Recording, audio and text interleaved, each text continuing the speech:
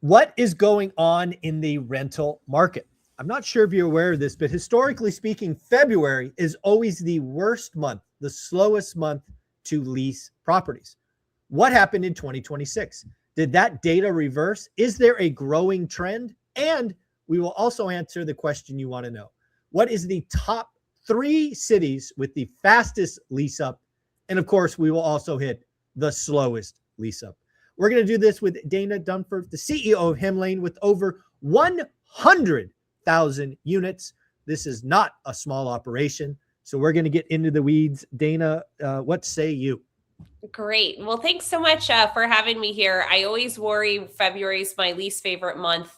Honestly, between like November and December as well, I really don't like those months because they're slow movement. Yeah. But it's interesting in just tracking the numbers and where we are because February, we saw some really positive results. So back in, I'm going to do median days on market. Sure. So in December, we saw 32 days on market. January, we saw 33 days on market. And usually January goes in the opposite direction because everyone's kind of moving for the, first of the month. But February went down to 28 days on market, 28 days in the month, 28 days on market. And for our tenant placement services, that's if they're showing 7 days of the week, that went down to 19 days on market. And, so what I like about that is the trend is going in the right direction.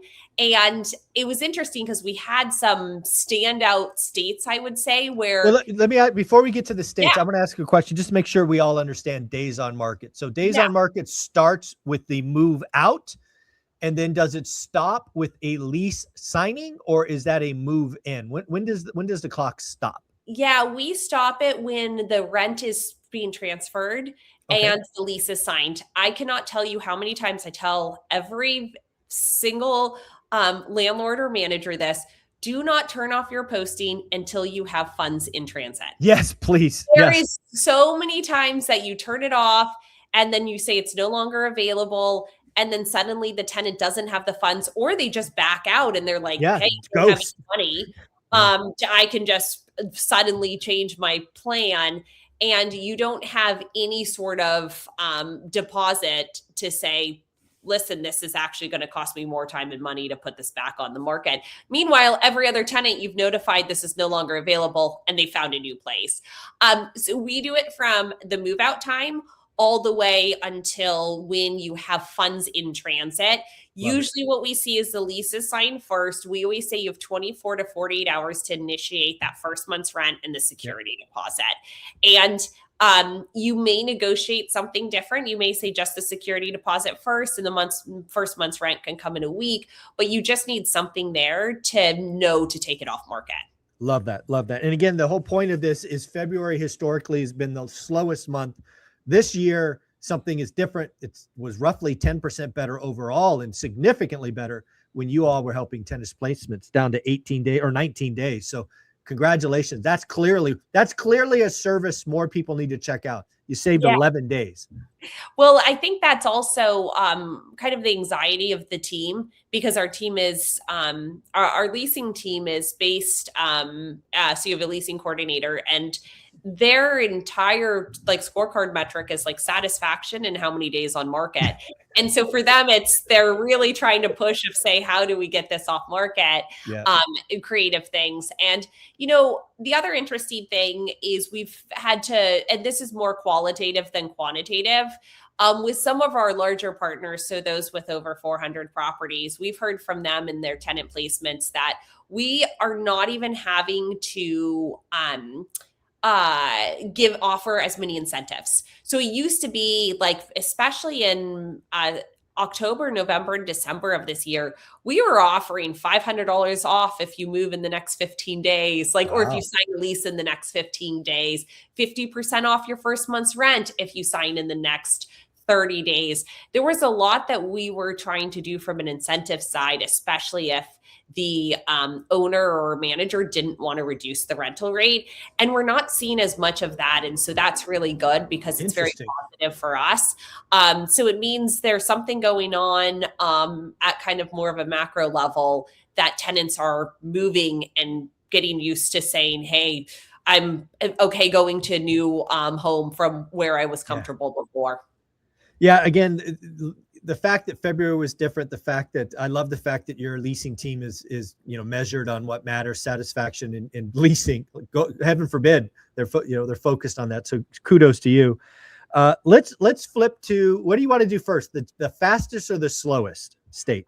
Let's start with the fastest states to the fastest states to fill a property. So what are the hot states where people are moving? And let me give you a hint. The first two really surprised me because they are places where I wouldn't expect tenants to be moving in the month of February, especially the first one. Yeah, so I was always going to go here first. I'm going to assume it's in the Northeast. Yep. Right. Bingo. Yeah, so I'm going to go Connecticut.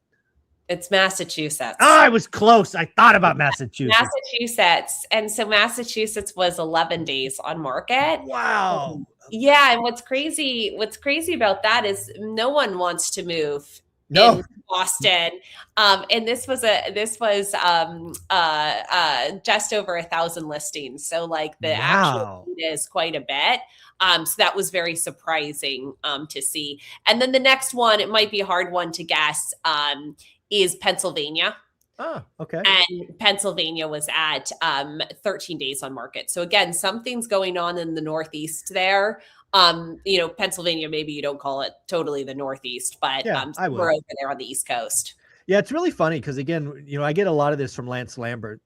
There's that, like from Ohio up to Maine, whatever you want to call that part of the country, is very different than the rest of the country. Less listings, faster days on market to sell, prices are still rising, leases are faster. So I don't know if that's lack of building. It probably, actually, now that I say it out loud, it probably is a lack of building. Interesting. Yeah. Yeah. Because again, when you think about where the building is, it's the Smile, right? It's the lower part of the country.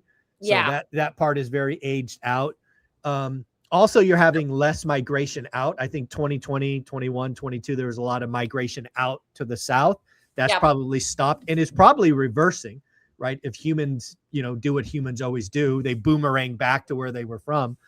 So yeah, maybe that's just maybe what we're sensing is a building thing. So number 3, I'm just going to go Ohio, just for fun. That one. Yeah. A good guess. In a lot of ways, I find these markets to be similar, but it was Mississippi. I would have never guessed.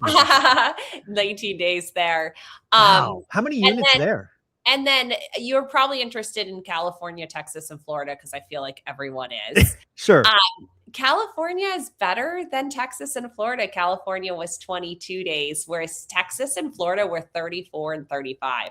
Yeah, it's funny when you bring up Texas and Florida, I really think you have to look at those in trend. Why do I say that? Because I think Texas is already bottomed and is coming around. I think at least, like, what did you say Texas was? How many days? Sorry.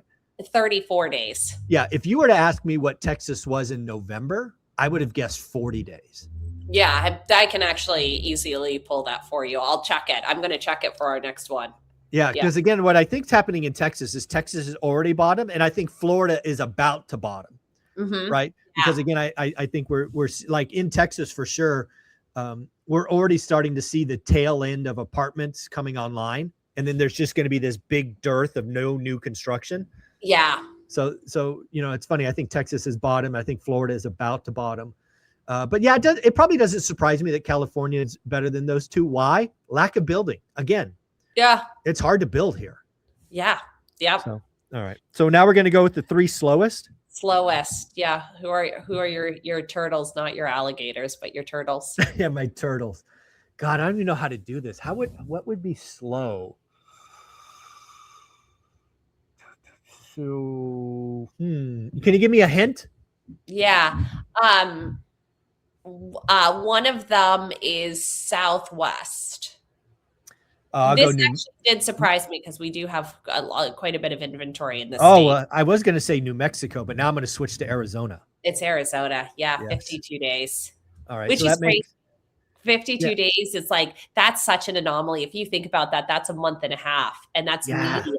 Dude, that's almost 2 months. Yeah, and that's actually just crazy to me that Arizona. I don't know what's going on with Arizona. Well, I think Arizona. Well, again, I think it's the apartments. I think apartments are coming online, and I mean, the apartment owners, they are doing 2 months free dollar deposits. Yeah, it's pretty hard to compete when that's the competition, right? Yeah. Okay, so Arizona, that actually makes sense to me. Gosh, let's go Tennessee. Nope. It is Hawaii is the next. Oh, of course, Hawaii. 46 days on market. And then Michigan, followed by Michigan. So Hawaii makes sense to me because, again, it's not a lot of migration, right? Yeah. You're filling it in with the existing population. Yeah. And then Michigan's interesting because Michigan's really interesting. Well, I guess winter.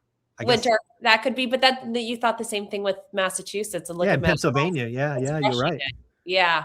So it is interesting to see, but I think the kind of level setting there is like, especially when you're looking at properties to purchase, so much of this days on market will help you understand the market. To your point, like at a macro level, saying, hey, Texas, Florida, some of these are are bottoming out here, and understanding that, because then you start narrowing your scope and saying, okay, here are the target cities, and then here are the target neighborhoods. And so it's good to just look at those trends, because I think it's so helpful. Even for me, I've made some mistakes of like purchasing a property and being like, thought there was going to be a lot of tenant demand and there isn't. And it has so much to do with the market. And so really tracking this stuff, we're going to start publishing these reports every single month, just to the data over time as well. Love it. Again, you've got the data set, 100,000 units plus, very, very valuable. I appreciate it. Dana, where can people go check out Hemlane? Yeah, you can go to hemlane.com, HEMLANE.com. In resources, we also have like a rental rate reports, analysis, like all of that you can get on the resources tab. And then at no cost, you can go ahead and advertise your property to over 15 listing websites. Wow. So you can do that with the click of the button. Just mention one rental at a time, because if you do decide to use our property management services, you get our biggest discount, which is 20% off your first year.